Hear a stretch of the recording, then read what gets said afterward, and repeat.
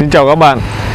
Hôm nay trời rất là mát mẻ, nên sau clip mà làm hướng dẫn mà làm men tự ủ á, thì hôm nay bước tiếp theo mình sẽ hướng dẫn cái cách làm bánh mì sử dụng toàn bằng men chua, làm thế nào để ngon và đẹp như ý muốn. Bây giờ chúng ta cùng vào bếp.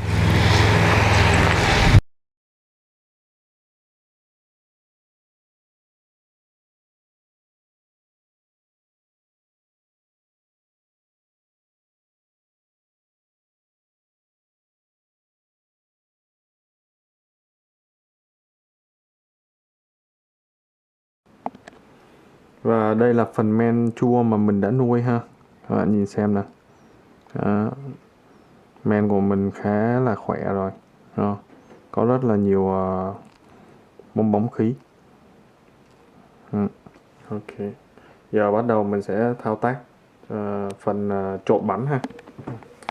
Đầu tiên mình sẽ cho cái phần nước mà không có muối vào trong thau. Okay. Sau đó mình cho cái phần mà men men chua đó, em gọi là sourdough ha, cho vào đây, ngoáy cho nó tan ra.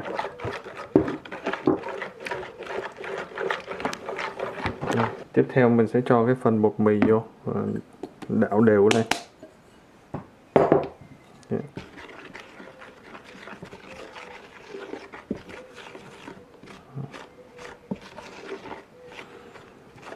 Thì với cái cách mà làm này á, mình không cần phải nhồi ha, mình chỉ cần trộn cho nó đều, sau đó mình ủ qua nhiều công đoạn, mỗi một lần ủ thì sau đó là mỗi một lần mà mình gấp bánh nó lại thôi.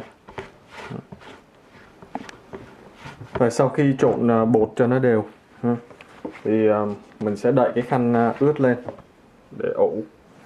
Như vậy là mình sẽ để nó ủ khoảng chừng 50 phút. Thì 50 phút sau mình sẽ thực hiện thao tác tiếp theo nhé. Rồi sau khi bột cho ủ được 45 phút thì bây giờ mình sẽ cho cái phần nước còn lại mà đã hòa muối vào trong ha. Đổ lên, trộn cho đều lên.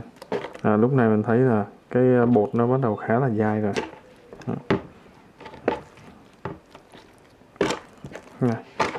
Lúc này thì mình chỉ có thể trộn bằng tay thôi. Cứ trộn từ từ cho nó đều hết với lại cái nước muối mà mình cho vô ha.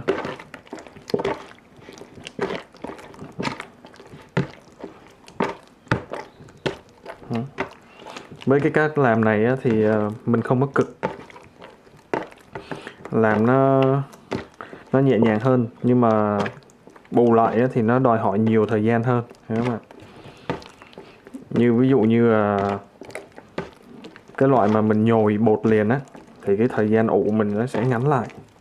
Nhưng mà cái loại này thì mình cần cái thời gian ủ dài hơn, do mình không có nhồi thì mình cần phải cho nó nghỉ, cho bột nó nghỉ để cho cái gluten nó hoạt động, nó tạo sợi. Thì lúc đó mình cái bánh mì của mình nó mới có thể là dai và tạo cánh được. Gọi là nôm na là đạt yêu cầu của những cái yếu tố để có được một cái bánh mì ngon á, mặc dù là mình không cần nhồi. Rồi sau khi đã trộn cái phần nước còn lại với lại muối, đã được hòa với muối vào trong cái cục bột của mình ha, thì bây giờ mình sẽ đậy lại, đem đi ủ tiếp trong vòng 45 phút nữa. Ok. Rồi sau 40 phút thì bột của chúng ta nó ra như thế này nè. Bây giờ chúng ta sẽ thực hiện thao tác gấp bột lần thứ nhất ha. Này lần thứ nhất. Thấy không? Thấy bột mình nó rất là dai rồi.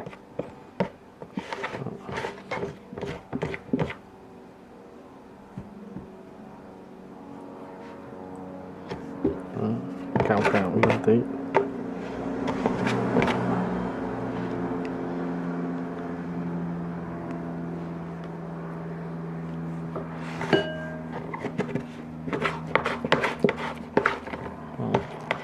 Gấp nó vô.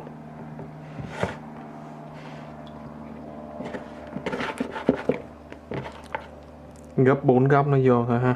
Rồi xong, giờ tiếp tục mình lại đậy khăn lên để giữ cho cái bề mặt nó không có bị khô, và mình tiếp tục ủ. Thì lần này mình sẽ ủ thời gian ngắn hơn, để chỉ có 25 phút thôi. Rồi bây giờ mình sẽ gấp bột lần 2 nhé.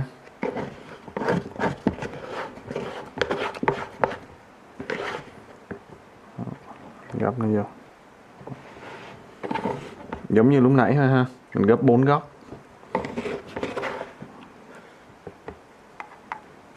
Đó.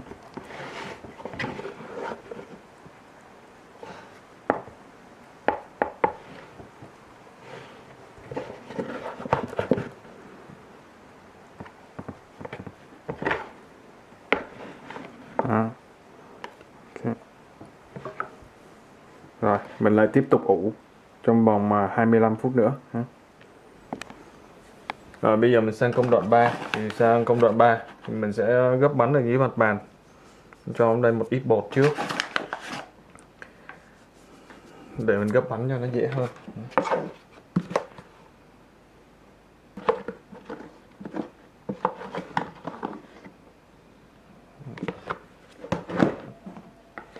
Đây, nhúng ít bột vào tay kéo cho dễ.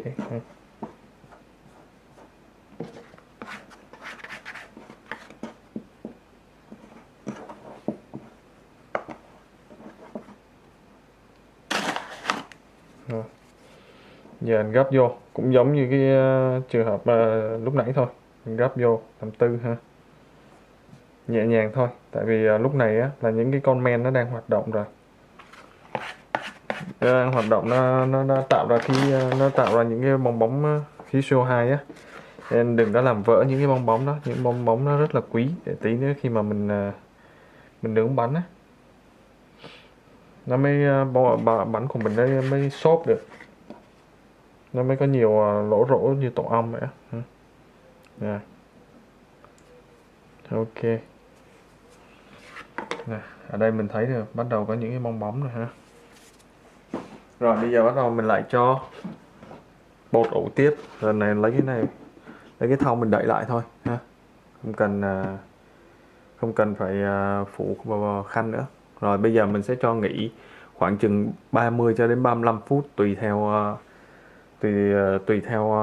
sức nở của bánh. Như hôm nay trời khá là lạnh cho nên có khả năng là nó phải lâu hơn tí, tức là khi mà bột nó trùng xuống thì lúc đó mình mới cái dấu hiệu để nhận biết á là bột nó trùng xuống, thì lúc đó là bắt đầu mình gấp bánh. Những cái lúc mà nhiệt độ nó nóng á thì có thể là nó sẽ nhanh hơn. Rồi bây giờ mình sẽ gấp một lần thứ hai ở trên mặt bàn, giống như lần trước, sẽ kéo ra,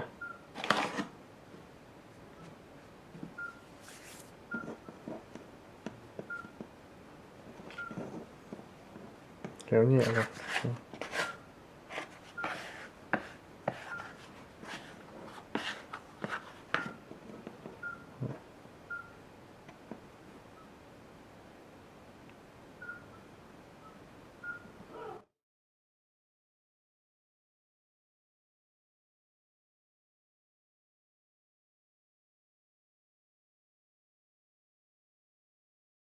Gấp lại rồi.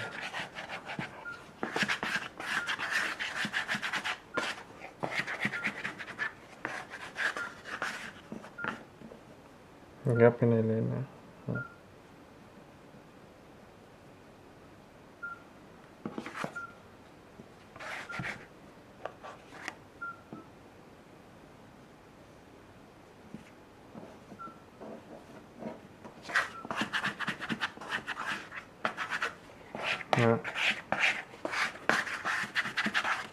Rồi giờ mình lại ủ một lần nữa ha, đậy cái hộp lên. Rồi, chờ thêm khoảng 40 phút nữa. Rồi, bây giờ mình sẽ cuộn lần cuối ha, rồi sau đó sẽ đem đi ủ. Rắc ít bột xung quanh để lót xuống bên dưới cho nó không có bị dính.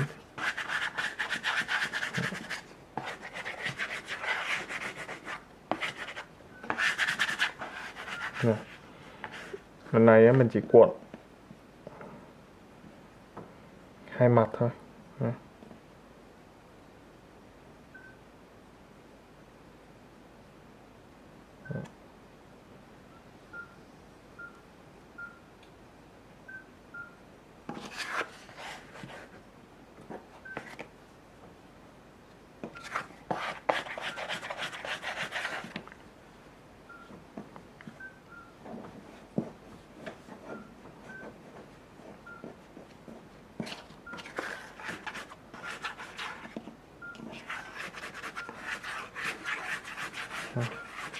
Mình đem vô mình ủ.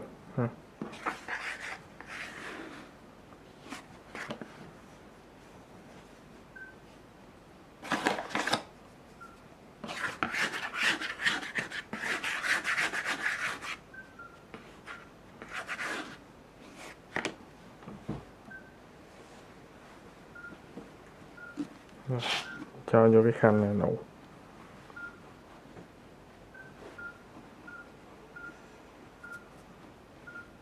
Rồi. Mình sẽ ủ trong khoảng 45 phút cho đến 1 tiếng. Rồi sau đó bước tiếp theo là mình sẽ cho vào trong tủ mát. Ha. Trong tủ mát thì mình sẽ ủ trong vòng khoảng 4 tiếng hồ trước khi mà mình đem nướng. Ok. Sau khi bột ủ đã đủ thời gian, lấy ra, cho ra cái mặt bàn và mình rật trước khi nướng.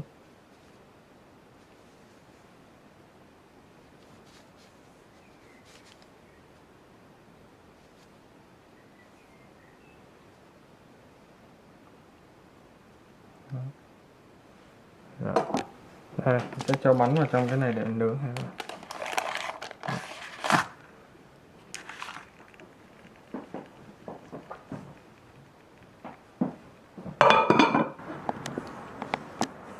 Và đây là thành quả của chúng ta ha. Bánh đã chín nè. Khi mà mình gõ vô nghe nó nghe âm thanh nó rất là vang. Còn nếu mà nghe nó bịch á, có nghĩa là bên trong nó vẫn còn nhiều hơi nước chưa chín. Thì bánh của mình đây, với men mình tự ủ thì nở cánh rất là đẹp ha, nở cao, có mũ nè. Ok. Rồi, cái này là mình đã nướng, đậy nắp cho trong vòng 25 phút. Rồi sau đó mình mở nắp ra và mình lấy ra khỏi cái nồi á, mình để bên ngoài, mình nướng thêm 30 phút nữa thì bánh của mình nó chín hoàn toàn ha. Nở cánh rất là đẹp. Đó. Rồi, bây giờ là tới phiên các bạn và chúc các bạn thành công ha.